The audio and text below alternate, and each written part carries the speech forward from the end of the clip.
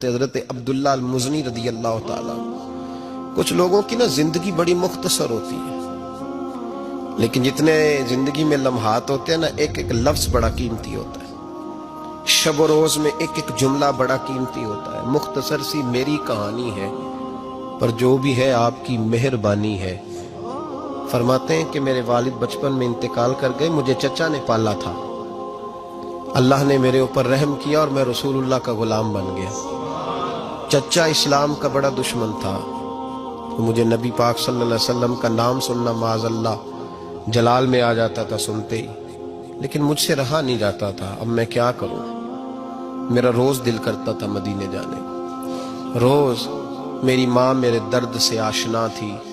ایک دن میں تڑپ اٹھا، میں نے کہا اماں مجھے پتا ہے تو نے میری خاطر نکاح نہیں کیا، لیکن اماں میرا اب دل نہیں لگتا، چچا جانے نہیں دیتا.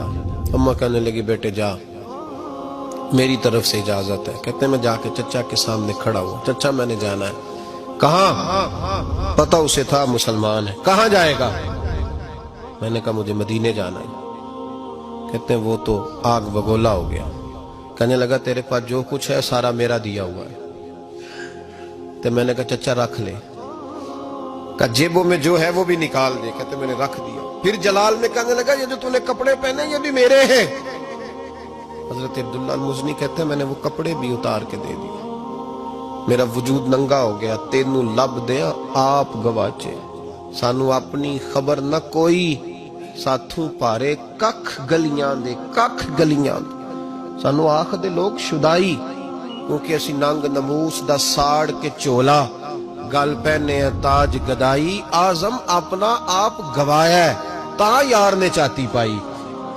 فرمانے لگے میں اماں کے پاس گیا اور جا کے کہا اماں پہلے بھی تو میں ایک دن ننگا پیدا ہوا تھا، تو نے کپڑے دیے، پھر ننگا ہو گیا ہوں، کپڑے دے.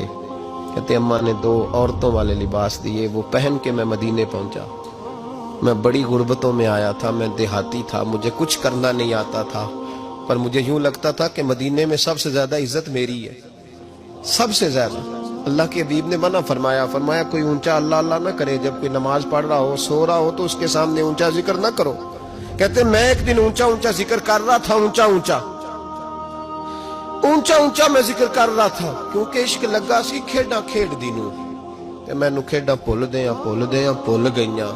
میں کجل پایا سی یار دے ویکھنے نوں، پھر او دی یاد وچ روندے آئی ڈل گئیاں. حیدر شاہ اس گلی کدے نہ رول دی، پر ہن تے رول گئیاں. کہتے میں اونچا ذکر کر رہا تھا تو حضرت عمر فاروق رضی اللہ تعالیٰ عنہ نے ڈانٹ دیا. فرمایا تجھے نہیں پتا حضور نے منع کیا؟ تو عمر نے ڈانٹا تو میں چھپ کے بیٹھ گیا کونے میں. حضور آئے نا نماز پڑھانے تو محبوب نے پتہ کیا وہ عبداللہ کدھر ہے. کہتے میں کونے میں تھا. حضور نے فرمایا کیا ہوا؟ تو میں رو پڑا. میری عزت بڑی تھی نا مدینے میں، کبھی کسی نے کچھ نہیں کہا تھا. نبی کریم نے فرمایا کیا ہوا؟ عرض کی حضور کچھ نہیں. پھر بھی بتاؤ. کہتا میں رو پڑا. میں نے کہا یا رسول اللہ میری غلطی تھی تو سیدنا فاروق اعظم نے ڈانٹ دیا ہے. فرمایا ہوا کیا؟ یا رسول اللہ میں اونچا ذکر کر رہا تھا، اور بات بھی ٹھیک ہے، کچھ لوگ قریب نماز پڑھ رہے تھے، حضرت عمر نے منع کیا. نبی کریم علیہ السلام نے فرمایا بلاؤ نہ ذرا عمر کو. خود قانون حضور نے بنایا ہے کہ اونچا ذکر نہ کرے جب کوئی نماز پڑھ رہا، بلاؤ نہ عمر کو. جناب عمر آئے تو حضور نے فرمایا عمر میرے عبداللہ کو کوئی نہ ڈانٹے. کسی ان پڑھ سے، کسی دیہاتی سے، کسی بھولے سے انداز دیکھے حضور کا، اسے کوئی نہ ڈانٹے. پھر حضور نے فرمایا تمہیں پتہ ہے یہ میرے لیے کتنی تکلیفیں برداشت کر کے آیا؟ صحابہ فرماتے ہیں یہ خوش نصیب ہے جس کی روح بھی محبوب کے ہاتھوں میں نکلی. اور جب جنازہ اٹھا تو حضور کی داڑھی سے ہم نے آنسوؤں کے قطرے ٹپکتے دیکھے. مدینے میں رواج تھا کہ قبر میں قریبی عزیز اتارا کرتے تھے، پر ان کا تو مدینے میں رشتہ دار ہی کوئی نہیں تھا. حضرت عمر فاروق اور جناب ابو بکر صدیق کہنے لگے ہم قبر میں اتارتے. جب ان دونوں نے اٹھایا قبر میں گئے تو کہتے ہیں کمال دیکھو اللہ کے رسول ہم دونوں سے پہلے قبر میں اتر گئے. اور حضور نے یا البدایہ والنہایہ میں موجود ہے، کہا مجھے دو میں قبر میں اتارتا ہوں. کہتے ہیں حضور نے تنے تنہا پکڑا، تنے تنہا قبر میں اتارا. پسے مردن فرشتوں نے جو تلاشی لی تو کیا نکلا؟ فقط ایک دل کے گوشے سے خیال مصطفیٰ نکلا.